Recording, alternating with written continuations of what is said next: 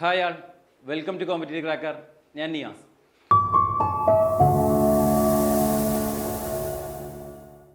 അപ്പോൾ നമ്മളുടെ ടെക്നിക്കൽ എക്സാമുകളിൽ ഏറ്റവും ലേറ്റസ്റ്റ് ആയിട്ടുള്ള വന്നിട്ടുള്ള നോട്ടിഫിക്കേഷൻ ആയിരുന്നു ട്രെയിനിങ് ഇൻസ്ട്രക്ടർ MMV എന്ന് പറയുന്നത് അല്ലേ. ജൂനിയർ ഇൻസ്ട്രക്ടർ MMV എഴുതിയ ആളുകൾക്കൊക്കെ ട്രെയിനിങ് ഇൻസ്ട്രക്ടർ MMV എന്ന് പറയുന്ന എക്സാം കുറച്ചും സുഖമായിട്ട് നമുക്ക് ഫീൽ ചെയ്യും. കാരണം നമ്മളിപ്പോൾ കുറച്ച് മുന്നേ ആയിട്ട് ജൂനിയർ ഇൻസ്ട്രക്ടറിൻ്റെ കുറേ അധികം എക്സാമുകൾ എഴുതിയിട്ടുണ്ടായിരുന്നു. ജൂനിയർ ഇൻസ്ട്രക്ടർ ഫിറ്ററും അതോടൊപ്പം തന്നെയുള്ള കാര്യം അതുമായി ബന്ധപ്പെട്ട എക്സാമുകളൊക്കെ. ഇനി അതേപോലെ ഇപ്പോൾ ജൂനിയർ ഇൻസ്ട്രക്ടർ സ്മിത്തിയുടെ നോട്ടിഫിക്കേഷൻ ഓൾറെഡി വന്ന് കിടക്കുന്നുണ്ട്. നമുക്ക് എന്ത് ചെയ്യാൻ പറ്റും, അപ്ലൈ ചെയ്യാൻ പറ്റും. ഇപ്പോൾ ജൂനിയർ ഇൻസ്ട്രക്ടർ ഇതിൽ ജൂനിയർ ഇൻസ്ട്രക്ടറിന് അതേപോലെ തന്നെ ട്രെയിനിങ് ഇൻസ്ട്രക്ടർ MMV എന്നുള്ളൊരു നോട്ടിഫിക്കേഷന് നമുക്കിപ്പോൾ അപ്ലൈ ചെയ്യാൻ പറ്റും. ഈ 15-ാം തീയതിയാണ് അതിൻ്റെ ലാസ്റ്റ് ഡേറ്റ് എന്ന് പറയുന്നത്. സോ ട്രെയിനിങ് ഇൻസ്ട്രക്ടർ MMV എന്താണെന്നും അതിൻ്റെ നോട്ടിഫിക്കേഷനും അതുമായി ബന്ധപ്പെട്ടിട്ടുള്ള കുറച്ച് പ്രീവിയസ് ഇയർ ക്വസ്റ്റ്യൻസ് ഒക്കെയാണ് നമ്മൾ ഇന്നത്തെ ഈ ഒരു വീഡിയോയിലൂടെ ഡിസ്കസ് ചെയ്യാൻ പോകുന്നത്. അപ്പോൾ ആർക്കൊക്കെയാണ് ഈ ട്രെയിനിങ് ഇൻസ്ട്രക്ടർ MMV എന്ന് പറഞ്ഞുള്ള പോസ്റ്റ് അറ്റൻഡ് ചെയ്യാൻ പറ്റുക, ആർക്കൊക്കെയാണ് അപ്ലൈ ചെയ്യാൻ പറ്റുക? അപ്പോൾ എന്താണ് ഒരു ട്രെയിനിങ് ഇൻസ്ട്രക്ടർ എന്ന് പറയുന്നതാണ്? നമ്മൾ ടീച്ചിങ് ആഗ്രഹിക്കുന്ന ഒരാളുണ്ടെന്നുണ്ടെങ്കിൽ, ശരിക്കും പറയുകയാണെന്നുണ്ടെങ്കിൽ ടീച്ചിങ് തന്നെയാണ് അല്ലേ. നമ്മൾ ഒരു പോളിയിലാണെന്നുണ്ടെങ്കിൽ ലെക്ചർ എന്നുള്ള പോസ്റ്റൊക്കെ പറയുന്നു, അല്ലെങ്കിൽ ഡെമോൺസ്ട്രേറ്റർ എന്നുള്ള പോസ്റ്റ് പറയുന്നു. അതേപോലെ ITIകളിൽ നമ്മൾ പഠിപ്പിക്കുന്ന ടീച്ച് ചെയ്യുന്ന കുട്ടികൾക്ക് പ്രാക്ടിക്കലും തിയറിയും എല്ലാം തന്നെ പറഞ്ഞു കൊടുക്കുന്ന ഒരാളെ നോർമലി നമ്മൾ ഇൻസ്ട്രക്ടർ എന്ന് പറയുന്നത്. സോ ഇത് ട്രെയിനിങ് ഇൻസ്ട്രക്ടർ എന്ന് പറയുന്നത് ഒരു ടീച്ചിങ്ങിന് പറ്റുന്ന ടീച്ചിങ് തന്നെയാണ് ശരിക്കും ആ പോസ്റ്റ് എന്ന് പറയുന്നത്. പക്ഷെ ഇതിൽ നോർമലി ജൂനിയർ ഇൻസ്ട്രക്ടർ എന്ന് പറഞ്ഞ് വിളിക്കാറുള്ളത് ITIകളിലോട്ടാണ്. പക്ഷെ ഇതിൽ ഷെഡ്യൂൾഡ് കാസ്റ്റ് ഡിപ്പാർട്ട്മെന്റ് ആയിട്ടുള്ള സ്ഥാപനങ്ങളിലേക്കുള്ള വിളിച്ചതാണ് ഈ ട്രെയിനിങ് ഇൻസ്ട്രക്ടർ എന്ന് പറയുന്നത് അല്ലേ. അപ്പോൾ ഡിപ്പാർട്ട്മെന്റ് വരുന്നത് scheduled caste and development department ആണ്. നെയിം ഓഫ് ദി പോസ്റ്റ് പറയുന്നത് ട്രെയിനിങ് ഇൻസ്ട്രക്ടർ MMV ആണ് അല്ലേ. ഏജ് ലിമിറ്റ് എന്ന് പറയുന്നത് 18 വയസ്സ് മുതൽ 36 വയസ്സ് വരെയാണ് ഏജ് ലിമിറ്റ് എന്ന് പറയുന്നത്. ക്വാളിഫിക്കേഷന് MMVക്ക് പ്രോപ്പർ ആയിട്ടുള്ള ട്രേഡിൽ 3 ഇയർ പോളിടെക്നിക് ഡിപ്ലോമ ഉണ്ടെങ്കിൽ അല്ലേ, 3 വർഷത്തെ പോളിടെക്നിക് ഡിപ്ലോമ ഉണ്ടെങ്കിൽ, ഇപ്പോൾ ഓട്ടോമൊബൈലോ മെക്കാനിക്കലോ റിലേറ്റഡ് ആയിട്ടുള്ള ഗവൺമെന്റ് അംഗീകരിച്ചിട്ടുള്ള 3 വർഷത്തെ പോളിടെക്നിക് ഡിപ്ലോമയാണ് അതിന്റെ ക്വാളിഫിക്കേഷൻ എന്ന് പറയുന്നത്. സോ ഈ ഒരു ക്വാളിഫിക്കേഷൻ ഉള്ളവർക്ക് ഈ ഒരു പോസ്റ്റ് അപ്ലൈ ചെയ്യാം, ഈ ഒരു എക്സാം എഴുതാം. നമ്മൾ ജൂനിയർ ഇൻസ്ട്രക്ടർ MMVക്ക് സിമിലർ തന്നെയാണ്. അപ്പോൾ നമുക്ക് ഇതിന്റെ ഒരു എക്സ്പെക്ട് ചെയ്യുന്ന ഒരു സിലബസ് എന്താണെന്നുള്ളത് നോക്കാം. എക്സ്പെക്ട് ചെയ്യുന്ന സിലബസ് ജൂനിയർ ഇൻസ്ട്രക്ടറിൽ വന്നിരുന്ന ആ കാര്യങ്ങളൊക്കെ തന്നെയാണ് ഇതിലും നമുക്ക് സിലബസ് ആയിട്ട് പ്രതീക്ഷിക്കേണ്ടത്. ഫസ്റ്റ് വൺ എന്ന് പറയുന്നത് safety, marking tools and measuring instruments. First നമുക്കൊരു 10 മാർക്കിൽ സിലബസ് ആയിട്ടുണ്ടാക്കുക. ഇത് മാർക്ക് ഓർഡറിലല്ല സെറ്റ് ചെയ്ത് വെച്ചിട്ടുള്ളത്, എങ്കിലും നമുക്ക് മനസ്സിലാക്കേണ്ട എന്തൊക്കെ നമ്മൾ പഠിക്കണം, ഈ ഒരു എക്സാമിന് വേണ്ടിയിട്ട് എന്തൊക്കെ പഠിക്കണം, ഏതൊക്കെ ഭാഗങ്ങൾ നമ്മൾ കവർ ചെയ്യണം എന്നുള്ളതാണ് പറയാൻ പോകുന്നത് കേട്ടോ. അപ്പോൾ safety, marking tools, measuring instruments കാര്യങ്ങളൊക്കെയാണ് ഫസ്റ്റ് നമ്മൾ പഠിക്കേണ്ടത്. ദെൻ രണ്ടാമത് electrical and electronic system related to automobiles. നമ്മളെ ആൾട്ടർനേറ്റർ, ഡൈനാമോ ഇങ്ങനെയുള്ള കാര്യങ്ങളൊക്കെ ഉണ്ടല്ലോ അല്ലേ. അപ്പോൾ ആ ആൾട്ടർനേറ്റർ, ഡൈനാമോ, അതിന്റെ വയറിങ്, റോട്ടർ എന്താണ്, സ്റ്റേറ്റർ എന്താണ്, അതുമായി ബന്ധപ്പെട്ട കാര്യങ്ങൾ അല്ലേ. അങ്ങനെയുള്ള ക്വസ്റ്റ്യൻസ് ആണ് ഈ ഒരു ഭാഗത്ത് നിന്ന് വരിക. ആ ഒരു ഭാഗങ്ങളാണ് നമ്മൾ പഠിക്കേണ്ടത്. ദെൻ നെക്സ്റ്റ് എന്ന് പറയുന്നത് IC engine and IC engine construction. നമ്മുടെ IC എഞ്ചിൻ, പെട്രോൾ എഞ്ചിൻ എന്താണ്, ഡീസൽ എഞ്ചിൻ എന്താണ്, 2 സ്ട്രോക്ക് എന്താണ്, 4 സ്ട്രോക്ക് എന്താണ്, അതിന്റെ കമ്പാരിസൺ കാര്യങ്ങൾ, ഈ കാര്യങ്ങളൊക്കെ തന്നെ. ദെൻ IC എഞ്ചിന്റെ construction details of an IC engine. നമ്മുടെ എഞ്ചിന്റെ അകത്ത് കുറേ അധികം ഭാഗങ്ങളുണ്ട്. നമുക്ക് ഒരു തലക്കെന്ന് പറയുകയാണെന്നുണ്ടെങ്കിൽ നമുക്ക് എന്താ പറയാൻ പറ്റും, piston rings, connecting road, piston pins, crank shaft, cam shaft, ഇതിൻ്റെയൊക്കെ കൺസ്ട്രക്ഷൻ ഡീറ്റെയിൽസ്, എങ്ങനെയാണ് ഉണ്ടാക്കുന്നത്, ഏത് മെറ്റീരിയലാണ് ഉപയോഗിക്കുന്നത് അല്ലേ, അങ്ങനെയുള്ള കാര്യങ്ങളൊക്കെ തന്നെയാണ് ഈ IC എഞ്ചിൻ കൺസ്ട്രക്ഷൻ എന്നുള്ള ഭാഗത്ത് നിന്ന് ക്വസ്റ്റ്യൻസ് വരിക. Then next cooling system and lubrication system. എഞ്ചിനോട് റിലേറ്റ് ചെയ്ത് നിൽക്കുന്ന ഒരു സിസ്റ്റമാണ് കൂളിംഗ് സിസ്റ്റം അല്ലെങ്കിൽ ലൂബ്രിക്കേഷൻ സിസ്റ്റം എന്ന് പറയുന്നത്. അപ്പോൾ അതാണ് അടുത്ത് വരുന്നത്. ദെൻ നെക്സ്റ്റ് അടുത്ത് എന്താ, ഫ്യൂൽ സിസ്റ്റം. ഏതൊക്കെ ടൈപ്പ് ഫ്യൂൽ സിസ്റ്റമാണ്, ഫ്യൂൽ സിസ്റ്റത്തിൽ എന്തെല്ലാം കാര്യങ്ങൾ ഉപയോഗിക്കുന്നുണ്ടോ ആ കാര്യങ്ങളൊക്കെ തന്നെയാണ് ഫ്യൂൽ സിസ്റ്റം ഭാഗത്ത് നിന്ന് ക്വസ്റ്റ്യൻസ് ആയിട്ട് വരുന്നുണ്ടാവുക. പിന്നെ നമുക്ക് അടുത്തെന്ന് പറയുന്നത് നമ്മളുടെ ട്രാൻസ്മിഷൻ സിസ്റ്റത്തിലോട്ട് പോവാണ്. Clutch, gear box, automatic transmission systems അല്ലെ. Clutch, gear box, transmission systems, അതോടൊപ്പം തന്നെ അതിൽ തന്നെ ഡ്രൈവ് ലൈന്, ഡിഫറൻഷ്യൽ കാര്യങ്ങൾ അതൊക്കെ തന്നെ ഉൾപ്പെടും. നമ്മൾ ആക്സിൽ വരെ അതിൻ്റെ transmission system. Then suspension system ഉണ്ട്. അടുത്തത് വീൽസ് ആൻഡ് ടയേഴ്സ് ഉണ്ട്, ബ്രേക്കിംഗ് സിസ്റ്റം ഉണ്ട്, സ്റ്റിയറിംഗ് സിസ്റ്റം ഉണ്ട്, പിന്നെ AC വെന്റിലേഷൻ അല്ലെ, heating, ventilation and air conditioning system. പിന്നെ കുറച്ച് ഇതിന്റെ എക്സ്ട്രാ പറയുകയാണെന്നുണ്ടെങ്കിൽ അഡ്വാൻസ് ടെക്നോളജീസ് ഉപയോഗിക്കുന്ന വാഹനങ്ങളിൽ ഉപയോഗിക്കുന്ന അഡ്വാൻസ് ടെക്നോളജി, വാഹനങ്ങളിൽ ഉപയോഗിക്കുന്ന സേഫ്റ്റി മെഷേഴ്സ് കാര്യങ്ങളൊക്കെ, എയർ ബാഗ്, ABS, ഇങ്ങനെയുള്ള കാര്യങ്ങൾ, ഇതൊക്കെ തന്നെയാണ് നമ്മൾ എന്ത് വരുന്നത് ഈ ഒരു ട്രെയിനിങ് ഇൻസ്ട്രക്ടർ MMV എന്ന് പറയുന്നതിനുള്ള സിലബസ് ആയിട്ട് നമുക്ക് എക്സ്പെക്ട് ചെയ്യാൻ പറ്റുന്നത്. നമ്മൾ ജൂനിയർ ഇൻസ്ട്രക്ടർ MMVയുടെ സെയിം സിലബസ് തന്നെയാണ് എന്നുള്ള രീതിയിൽ പറയാം. സോ ഇനി നെക്സ്റ്റ് നമ്മൾ ചെയ്യാൻ പോകുന്നത് എന്താ വെച്ചാൽ ഈ ഒരു ഇതുമായി ബന്ധപ്പെട്ടിട്ടുള്ള കുറച്ച് ക്വസ്റ്റ്യൻസ് തൊട്ട് മുന്നേ നടന്ന എക്സാമിലെ കുറച്ച് ക്വസ്റ്റ്യൻസ് നമുക്കൊന്ന് നോക്കാം. അപ്പോൾ നമുക്ക് ഏത് ഭാഗത്താണ് ക്വസ്റ്റ്യൻസ് വന്നത്, എങ്ങനെയാണ് അതിലോട്ട് ആൻസറിലോട്ട് എത്തുന്നത് എന്നുള്ള കാര്യങ്ങളൊക്കെ നമുക്ക് കുറച്ച് ക്വസ്റ്റ്യൻസ് ഒന്ന് വർക്കൗട്ട് ചെയ്ത് നോക്കാം. അതിൽ ഫസ്റ്റ് ക്വസ്റ്റ്യൻ, ഒന്നാമത്തെ ക്വസ്റ്റ്യൻ നോക്കാം. The most common cause of accident in workshop is. Most common cause of accident അല്ലെ, ഏതാണ്? സേഫ്റ്റിയുമായി ബന്ധപ്പെട്ടുള്ള ക്വസ്റ്റ്യൻ ആണ് അല്ലെ. സേഫ്റ്റിയുമായി ബന്ധപ്പെട്ടുള്ള ക്വസ്റ്റ്യൻ ആണ്. നമ്മൾ ഫസ്റ്റ് തന്നെ സേഫ്റ്റി പറഞ്ഞിരുന്നു. സേഫ്റ്റിയുമായി ബന്ധപ്പെട്ട ക്വസ്റ്റ്യൻ ആണ്. Most common cause of accident in workshop. ഒരു വർക്ക്ഷോപ്പിൽ ആക്സിഡന്റ് ഉണ്ടാകാനുള്ള മെയിൻ ആയിട്ടുള്ള കാരണം അല്ലെ, ഏറ്റവും മോസ്റ്റ് കോമൺ ആയിട്ടുള്ള കാരണം എന്താണെന്നാണ്. Option A defective parts, option B defective equipments, option C failure to follow instructions, option D faulty workmanship. നമുക്ക് ഈ ഓപ്ഷൻസ് നോക്കുമ്പോൾ എല്ലാം തന്നെ അതിനുള്ള കാരണങ്ങളായിട്ട് തോന്നും. ഒരു ആക്സിഡന്റ്, വർക്ക്ഷോപ്പിൽ ഒരു അപകടം ഉണ്ടാകാനുള്ള കാരണങ്ങളായിട്ട് തോന്നും. ഇപ്പോൾ ഡിഫക്റ്റീവ് പാർട്സ്, ഡിഫക്റ്റീവ് എക്യുപ്മെന്റ് ഒക്കെ അപകടം ഉണ്ടാകും. പക്ഷേ ഇതിൽ മോസ്റ്റ് കോമൺ ആയിട്ടുള്ള എന്നാണ് ചോദിച്ചിട്ടുള്ളത് ക്വസ്റ്റ്യനിൽ. ഇപ്പോൾ മോസ്റ്റ് കോമൺ ആയിട്ടുള്ള എന്തായിരിക്കും? ഫെയിലിയർ ടു ഫോളോ ഇൻസ്ട്രക്ഷൻസ് അല്ലെ. നമ്മൾ ആ ഇൻസ്ട്രക്ഷൻസ് നമ്മൾ പാലിക്കുന്നിടത്ത് പരാജയപ്പെടുകയാണ് എന്നുണ്ടെങ്കിൽ അതാണ് എന്ത് ചെയ്യുക, അതാണ് ഇതിലെ കറക്റ്റ് ആൻസർ എന്ന് പറയുന്നത്. ഒരു മെഷീനെ കുറിച്ച് നമുക്ക് കൃത്യമായിട്ട് അറിവില്ലെങ്കിൽ ആ മെഷീൻ ഓപ്പറേറ്റ് ചെയ്യരുത് എന്നാണ് നമ്മൾ പറയുന്നത് അല്ലേ. ആ മെഷീനെ കുറിച്ച്, ആ മെഷീൻ എങ്ങനെയാണോ ഓപ്പറേറ്റ് ചെയ്യുക എന്നുള്ള കൃത്യമായിട്ടുള്ള അറിവില്ലെങ്കിൽ നമ്മൾ ഒരിക്കലും ആ മെഷീൻ എന്ത് ചെയ്യാൻ പാടില്ല, ഓപ്പറേറ്റ് ചെയ്യാൻ പാടില്ല. അത് എന്തുകൊണ്ടാണ് അങ്ങനെ പറയുന്നത്? കാരണം ആ മെഷീന് നമുക്ക് വർക്ക് ചെയ്ത് കഴിയുന്ന സമയത്ത് ഉണ്ടാകുന്ന പ്രശ്നങ്ങൾ, ചിലപ്പോൾ അത് ഓഫാക്കുന്ന എങ്ങനെയെന്നുള്ള അറിഞ്ഞിട്ടില്ലെങ്കിൽ, അതിലെ ടൂൾ എങ്ങോട്ടാണ് വരുന്നത് എന്ന് നമുക്ക് അറിഞ്ഞിട്ടില്ല എന്നുണ്ടെങ്കിൽ നമ്മൾ നിൽക്കുന്ന ഭാഗത്തോട്ടായിരിക്കും ടൂൾ വരുന്നത്. അത് നമ്മൾ അപകടം ഉണ്ടാക്കും, നമ്മളെ ചുറ്റും നിൽക്കുന്ന ആളുകൾക്ക് അപകടം ഉണ്ടാക്കും. സോ അതാണ് പറയുന്നത്. അപ്പോൾ ഫസ്റ്റത്തിന്റെ ആൻസർ എന്ന് പറയുന്നത് ഫെയിലിയർ ടു ഫോളോ ഇൻസ്ട്രക്ഷൻസ്. നമ്മൾ ഇൻസ്ട്രക്ഷൻസ് ഫോളോ ചെയ്യാൻ പരാജയപ്പെട്ട് കഴിഞ്ഞാൽ അല്ലെ, അതാണ് വരുന്നത് അല്ലെ. സോ അതാണ് ഫസ്റ്റിന്റെ ആൻസർ എന്ന് പറയുന്നത്. ഇനി നമുക്ക് രണ്ടാമത്തെ ക്വസ്റ്റ്യനിലോട്ട് പോവാം. What is the point angle of centre punch? What is the point angle of centre punch? ഈ ഒരു ക്വസ്റ്റ്യൻ എന്നൊക്കെ പറയുന്നത് നമ്മൾ ഈ ഓട്ടോമൊബൈൽ അല്ലെങ്കിൽ മെക്കാനിക്കൽ റിലേറ്റഡ് ആയിട്ടുള്ള എക്സാം എഴുതുന്നുണ്ടെങ്കിൽ, ഒരു ഡിപ്ലോമ ലെവൽ അല്ലെങ്കിൽ ITI ലെവൽ എക്സാം എഴുതുന്നുണ്ടെങ്കിൽ ഈ സെന്റർ പഞ്ചിനെ കുറിച്ചൊന്നും ക്വസ്റ്റ്യൻസ്, സെന്റർ പഞ്ച് എന്നല്ല, സെന്റർ പഞ്ച് അല്ലെങ്കിൽ ബ്രിക്ക് പഞ്ച് അല്ലെങ്കിൽ ഡോട്ട് പഞ്ച് എന്നൊക്കെ പറയുന്നത്, ഈ ഒരു പഞ്ചിനെ കുറിച്ചൊന്നും ചോദിക്കാതെ ഒരൊറ്റ ക്വസ്റ്റ്യൻ പേപ്പർ ഉണ്ടായിട്ടുണ്ടാവില്ല എന്ന് വേണമെങ്കിൽ പറയാം അല്ലേ.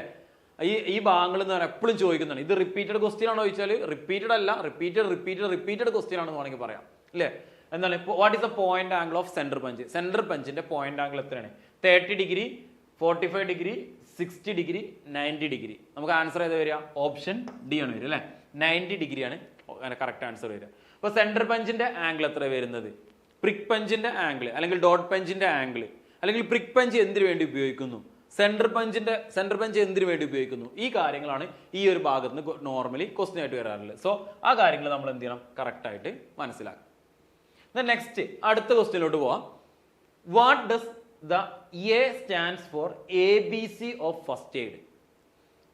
വീണ്ടും നമ്മളെ സേഫ്റ്റിയിൽ നിന്നുള്ള ഒരു ക്വസ്റ്റ്യൻസ് ആണ് അല്ലെ. വീണ്ടും നമ്മളെ സേഫ്റ്റിയിൽ നിന്നുള്ള ക്വസ്റ്റ്യൻസ് ആണ്.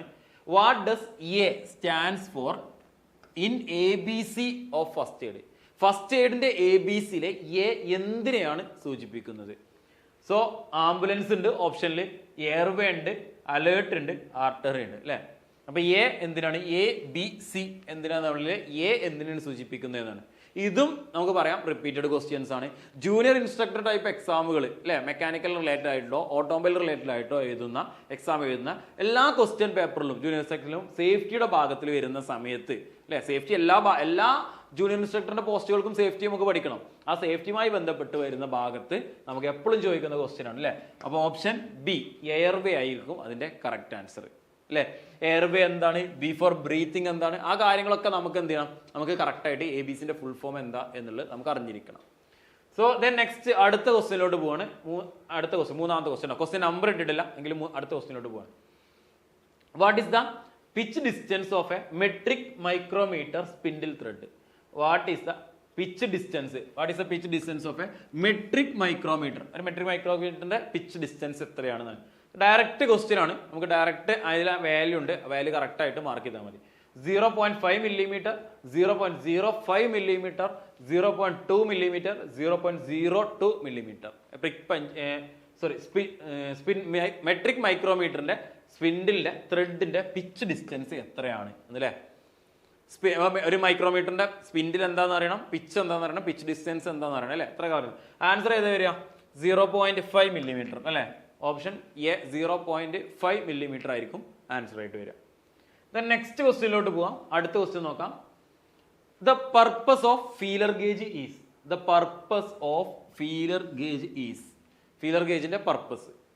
Option A checking the angle of screw thread, checking the clearance between mating surface, checking radius of a job, checking contour of a profile of a job. എന്താണ് ഒരു ഫീലർ ഗേജ് എന്തിനു വേണ്ടിയാണ് ഉപയോഗിക്കുന്നത്? അതാണ് ജസ്റ്റ് നമുക്ക് feeler gauge കൊണ്ട് normally നമ്മൾ പറയാറുണ്ട് ഒരു എഞ്ചിന്റെ കേസ് എടുക്കുകയാണെന്നുണ്ടെങ്കിൽ ആ എഞ്ചിന്റെ ഏതൊക്കെ രണ്ട് കാര്യങ്ങൾ നമ്മൾ എപ്പോഴും പറയും അല്ലെ, ആ ഭാഗങ്ങൾ നമ്മൾ അളക്കാൻ വേണ്ടിയിട്ട് ഫീലർ ഗേജ് ഉപയോഗിക്കുന്നു എന്ന് പറയും. ഒന്ന് വാൾവിന്റെ ക്ലിയറൻസ്, വാൾവിന്റെ ടാപ്പറ്റിന്റെ ക്ലിയറൻസ്. രണ്ടാമത്തെ സ്പാർക്ക് പ്ലഗിന്റെ ഗ്രൗണ്ട് ഇലക്ട്രോഡും സെൻട്രൽ ഇലക്ട്രോഡും തമ്മിലുള്ള ഗ്യാപ്പ്. ഇത് രണ്ടുമാണ് നമ്മൾ പറയാറില്ലേ നോർമലി അല്ലേ. നോർമലി പെട്ടെന്ന് നമുക്ക് മനസ്സിലാക്കാനും വേറെ ഉണ്ട് ഭാഗങ്ങൾ, പക്ഷെ നമുക്ക് അത് രണ്ടുമാണ് നമ്മൾ എപ്പോഴും എന്ത് ചെയ്യുക ഓപ്ഷൻസ്. ഈ രണ്ട് കാര്യങ്ങളും ചിലപ്പോൾ ക്വസ്റ്റ്യൻ ആയിട്ട് വരും. അത് ഈ ഒരു വാൾവിന്റെ ക്ലിയറൻസ് അളക്കാൻ ഉപയോഗിക്കുന്ന ഉപകരണം ഏതാണ് എന്നുള്ളതിൽ ആൻസർ ഫീലർ ഗേജ് ആയിട്ട് വരാം. അല്ലെങ്കിൽ നമുക്ക് നേരെ തിരിച്ചും വരാം. അതായത് ഗ്രൗണ്ട് ഇലക്ട്രോണും സെൻട്രൽ ഇലക്ട്രോണും സ്പാർക്ക് പ്ലഗ് ഗ്യാപ്പ് അളക്കാൻ വേണ്ടിയിട്ട് അല്ലെ, സ്പാർക്ക് പ്ലഗ് ഗ്യാപ്പ് അളക്കാൻ ഉപയോഗിക്കുന്ന ടൂൾ ഏതാണ്, അങ്ങനെ വേണമെന്നുണ്ടെങ്കിലും ചോദിക്കാം. രണ്ടും ചോദിക്കാം. ഇതിൽ ചോദിച്ചില്ല എന്താണ് ഫീലർ ഗേജിന്റെ പർപ്പസ് എന്താണെന്നാണ് അല്ലെ, ആ കൺസെപ്റ്റ് പർപ്പസ് എന്താണെന്ന് ചോദിച്ചില്ല. എന്താണ് checking clearance between mating surfaces. Option B ആയിരിക്കും correct answer. Checking clearances between mating surfaces. രണ്ട് ഇങ്ങനെ നിൽക്കുന്ന സർഫസ് ഉണ്ടെങ്കിൽ ആ സർഫസിന്റെ ഇടയിലുള്ള ക്ലിയറൻസ് എത്ര എന്നുള്ളത് മനസ്സിലാക്കാൻ വേണ്ടി, അത് ചെക്ക് ചെയ്യാൻ വേണ്ടിയിട്ടാണ് അല്ലെ. ഓരോ ഫീലർ ഗേജിലെ ഓരോ ഫീലറുമിലും അതിന്റെ മെഷർമെന്റ് കൊടുത്തിട്ടുണ്ടാവും. 0.001 മില്ലിമീറ്റർ, 0.1 മില്ലിമീറ്റർ എന്നൊക്കെ പറഞ്ഞിട്ട് കൊടുത്തിട്ടുണ്ടാവും. നമ്മൾ ആ ഫീലർ എന്ത് ചെയ്യുക അതിലിട്ട് നോക്കിയിട്ട് അതിന്റെ കറക്റ്റ് തന്നെയാണോ എന്നുള്ളത് ഉറപ്പിക്കുക. അതാണ് നമ്മൾ ചെയ്യുന്നത്. സോ ഫീലർ ഗേജ് എന്തിനാന്നുള്ളത് കറക്റ്റ് ആയി മനസ്സിലായി. ഇതൊക്കെ സിമ്പിൾ ക്വസ്റ്റ്യൻസ് ആയിട്ട് തന്നെ നിങ്ങൾക്ക് ഫീൽ ചെയ്യും. കാരണം സിമ്പിൾ ക്വസ്റ്റ്യൻസ് തന്നെയാണ്. ഇങ്ങനെയുള്ള ക്വസ്റ്റ്യൻസ് തന്നെയാണ് നമുക്ക് ITI ലെവൽ എക്സാമുകളോ അല്ലെങ്കിൽ ഡിപ്ലോമ ലെവൽ എക്സാമുകളൊക്കെ ആകുമ്പോൾ നോർമലി നമുക്ക് ഇങ്ങനത്തെ ക്വസ്റ്റ്യൻസ് തന്നെയാണ് വരാറുള്ളത്. ഇതിൽ തന്നെ റാങ്ക് മേക്കിംഗ് ആയിട്ടുള്ള കുറച്ച് ടഫ് ആയിട്ടുള്ള ക്വസ്റ്റ്യൻസ് ഉണ്ടാകാറുണ്ട്, പക്ഷെ നമുക്ക് ഈസി ആയിട്ട് ആൻസർ ചെയ്യാൻ പറ്റും. നെക്സ്റ്റ് ക്വസ്റ്റ്യനിലോട്ട് പോവാം. The hand tool used for making internal thread. Option A tap, option B die, option C reamer, option D scraper. എന്താണ് ചോദിച്ചിട്ടുള്ളത്? The hand tool used for making internal thread.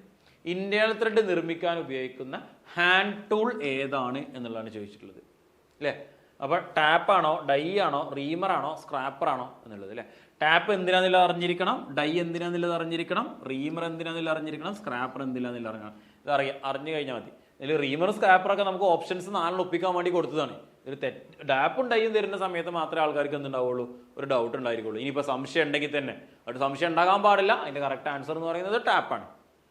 Internal thread ഉണ്ടാക്കാൻ വേണ്ടിയിട്ട് ടാപ്പും external thread ഉണ്ടാക്കാൻ വേണ്ടിയിട്ട് ഡൈയാണ് നമ്മൾ use ചെയ്യുന്നത്. So scraper Reimer whole ഉണ്ടാക്കാൻ വേണ്ടിയിട്ട് സ്ക്രാപ്പർ സ്ക്രാപ്പ് ചെയ്യാൻ വേണ്ടിയിട്ട് എന്നുള്ള കാര്യങ്ങളൊക്കെ നമുക്ക് കറക്റ്റായിട്ട് അറിഞ്ഞിരിക്കണം. നെക്സ്റ്റ് ക്വസ്റ്റ്യനിലോട്ട് പോവാണ്.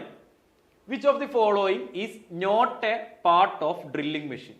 Which of the following is not a part of drilling machine? ഒരു ഡ്രില്ലിംഗ് മെഷീന്റെ ഭാഗങ്ങൾ അല്ലാത്തത്. നമുക്ക് കുറേ ടൈപ്പ് ഡ്രില്ലിംഗ് മെഷീൻ നമ്മൾ പഠിക്കുന്നുണ്ട്. സെൻസിറ്റീവ് ഡ്രില്ലിംഗ് മെഷീൻ, അതേപോലെ തന്നെ radial drilling machine, bench drilling machine, vertical drilling machine എന്നൊക്കെ ഡിഫറെന്റ് കാറ്റഗറിയിൽ ഡിഫറെന്റ് ക്ലാസിഫിക്കേഷൻ ഡ്രില്ലിംഗ് മെഷീനെ കുറിച്ച് നമ്മൾ പഠിക്കുന്നുണ്ട്. ഓരോ ഡ്രില്ലിംഗ് മെഷീന്റെ ഭാഗങ്ങളും നമ്മൾ എന്ത് ചെയ്യുന്നുണ്ട്, കറക്റ്റായിട്ട് പഠിക്കുന്നുണ്ട്.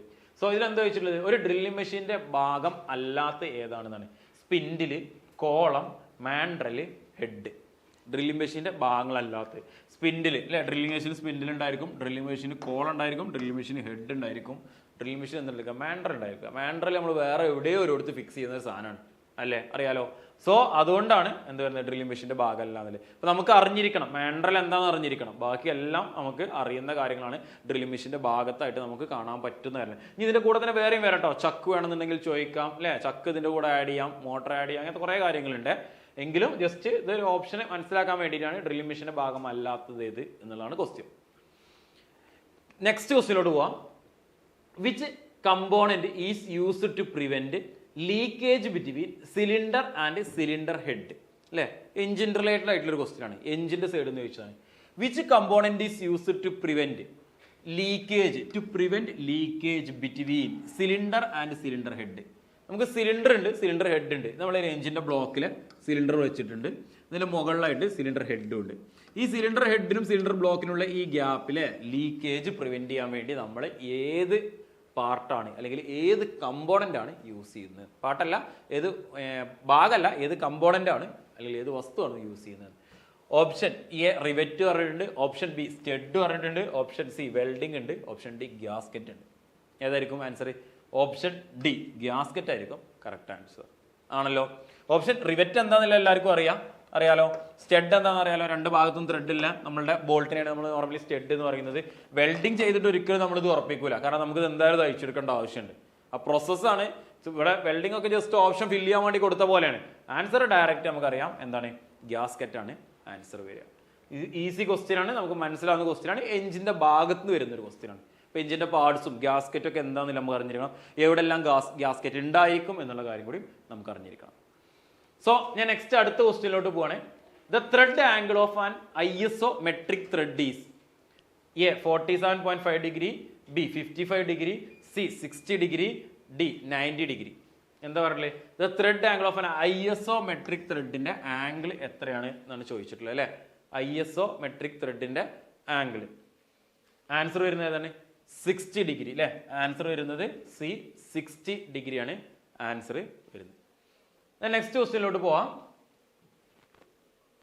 For cutting soft materials the hacksaw blade should have. For cutting soft materials the hacksaw blade should have.